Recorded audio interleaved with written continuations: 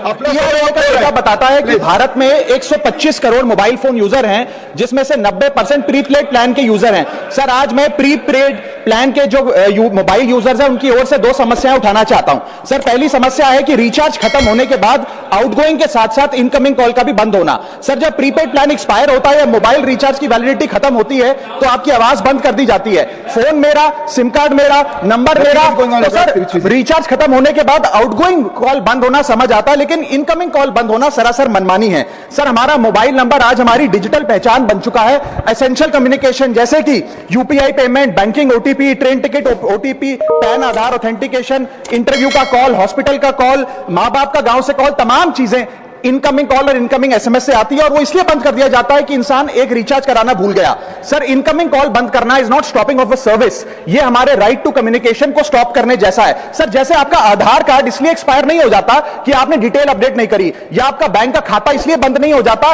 कि आपने monthly deposit जमा नहीं किया, या आपका वोटर आईडी इसलिए सस्पेंड नहीं हो जाता कि आप एक चुनाव में वोट डालना भूल गए। ठीक उसी तरह आपका मोबाइल नंबर इसलिए सस्पेंड और डीएक्टिवेट नहीं होना चाहिए कि आप एक रिचार्ज भूल गए। सर, मैं सदन में फ्री आउटगोइंग की मांग नहीं कर रहा, फ्री डेटा की मांग नहीं कर रहा, लेकिन इनकमिंग कॉल फैसिलिटी की गारंटी होनी चाहिए। मेरी 3 स्पेसिफिक मांग है। पहली, प्रीपेड मोबाइल कनेक्शन में इनकमिंग कॉल और इनकमिंग एसएमएस कम से कम 1 साल तक कंटिन्यू रहे, चलता रहे from the date of the last recharge, ताकि एसेंशियल कम्युनिकेशन चलती रहे। दूसरी, deactivation of the mobile number after 3 years. ऐसा ना हो कि आपका मोबाइल नंबर किसी को आपका मोबाइल नंबर बंद करके किसी और को अलॉट कर दिया जाए। कम से कम 3 साल का ग्रेस पीरियड देना चाहिए from the date of the last recharge. And third demand, mobile operator should introduce low cost incoming only plan. वो लोग जो सिर्फ इनकमिंग के लिए फोन रखते हैं उनके लिए, जैसे कि 10 रुपए में 180 दिन की इनकमिंग कॉल की फैसिलिटी, इस प्रकार की स्कीम्स मोबाइल ऑपरेटर को लानी चाहिए। दूसरी समस्या जो प्रीपेड कस्टमर्स फेस करते हैं वो है टेलीकॉम ऑपरेटर का